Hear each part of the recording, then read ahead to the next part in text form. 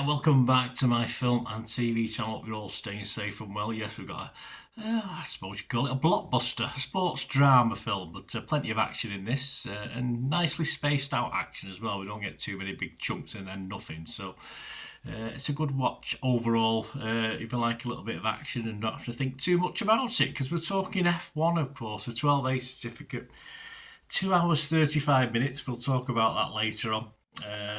The film one-liner in this, the catchy phrase, the one-liner is, "Hey, you lose that lead, I'll kill you." So yeah, that's the sort of level of poetry and workmanship we're talking about with this one. £200 million budget for this F1.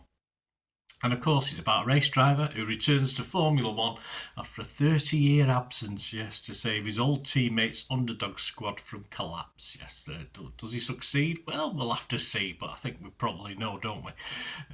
Will anyone get killed on the way? That's the problem. But hey, this has been made with the collaboration of FIA, so I doubt it very much. There might be some close calls, but of course, the Formula One governing body is featured heavily in this, and real-life F1 drivers. Lewis Hamilton's in there. Some guys I've never seen before because I'm not a Formula One fan. And if it's going to be approved by the FIA, you've got to sort of turn your brain off and think, well, I'm not going to get too much grittiness in this, but let's be honest about it. It does star, of course, the wonderful Brad Pitt. Damson Idris, I'll have a quick word about him. Kerry Condon, yeah, wonderful. Tobias Menzies and Javier Bardem and plenty of others. It was released in the United States on June the 27th. I'm doing this review on June the 29th, 2025.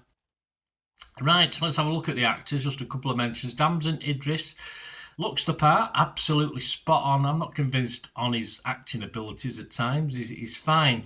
Sometimes at others, he's a little bit all over the place for me. He's not quite sort of nailed it down yet. His skills, he does have moments, and of course the film is always shot out of sequence, so perhaps he's one of these guys that perhaps gets into a film more and the more time he spends on it. But they don't get long to do it these days, do they? They sort of have their acting parts done and dusted in sometimes in a couple of weeks or a few weeks. But at least we've got Brad Pitt, right? But Brad's okay. I think he's losing a little bit of his aura. I mean, I wish I had his aura even now, but so he's losing a little bit of that for me. Still very watchable. Doesn't quite look as suited to this hero macho role, perhaps as he might have done 10 or 20 years ago. I don't know, that's just me. He does okay, don't get me wrong. And the quick wham-bam romance played out in this is a little bit routine and obvious and a bit silly, really, for what we get in a 2.5 hour film. If you're going to play it out a little bit more, fair enough, but it's all very quickly and done and dusted, and yeah, you just knew it was going to happen, and then when it does happen, it's a bit of a damp squib. Kerry Condon, yes, who's the other part of this wham-bam relationship, is unsurprisingly is always very likeable. I do like Kerry Condon. I'm not going to hide behind anything else. I will admit that. Though a sort of Kelly McGillis, Jennifer Connelly sort of role in this never does her justice. Of course, we're talking routine. We're talking Top Gun Maverick sort of branding in this, aren't we? It's most routine when it's been that Top Gun rip-off, unfortunately. No surprise there, of course, with the pedigree on show. And as I said, it's a little bit long for me. It doesn't have the story to fill well over 2 hours, or they could have upped, perhaps for $200 million, could have upped the action sequences a little bit more, though I found them okay. Just long enough time where I didn't get too bored with them. Roger Moore from Movie Nation scored it 75. He said, "Joseph Kosinski has done it again.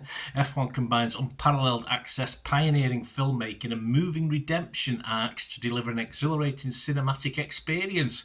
What will he attach a camera to next?" I think Roger liked it. It's usually hard to please Roger. Yeah, the action's good. I like it. I'm not really into F1, so the cameos of the guys didn't appearing around the tracks, but I enjoyed the action on the track. A couple of good crashes. That's always enjoyable as long as everyone survives. And they thankfully kept those action sequences reasonably short. Yeah, it's simple. It's simple, formulaic at times, bloody obvious storyline as it is. An entertaining watch as a backdrop, a couple of drinks with your mates for an evening's entertainment, or even, yes, if you get off your bum and go and watch it on a big screen, because it's got great sound as well, of course, and that familiar F1 engine noises. Even if I'm not into F1, I really like that sound.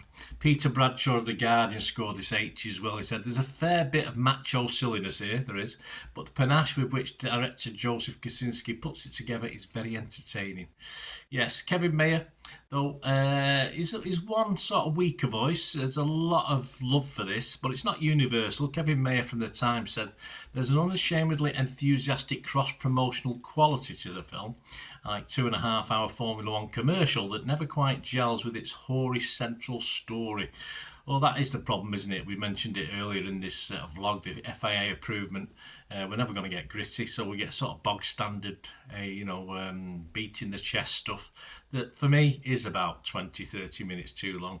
But I didn't expect anything else, in fairness. Once I knew the pedigree of it, it is exactly as it probably says on the tin, so I wasn't disappointed. It is a film for the masses. They just want action and tried and trusted storylines, and that's fair enough. That's how it should be. Sometimes you just want those films, don't you? Other scores: Rotten Tomatoes 7.1 out of 10. That's based on 240 critics. 200 were fresh, 40 were rotten. So make that 201 because I put us fresh as well. The consensus: driven by Brad Pitt's laid-back magnetism. Yeah, well, he's getting old, one of the two. And sporting a souped-up engine courtesy of Joseph Kosinski's kinetic direction, F1 the movie brings vintage cool across the finish line. I think they liked it. Metacritic 69 out of 100, so again very good. 38 were positive, 11 were mixed, and there was no negative, so make that 39 positive because I was positive. That's 49 now, 50 critics if you had me, which I'm not really a critic, am I? Rotten Tomato audience 4.7 out of 5, all good. Metacritic users 7.6 out of 10, all good. As I said, this is fodder for the masses, this sort of thing.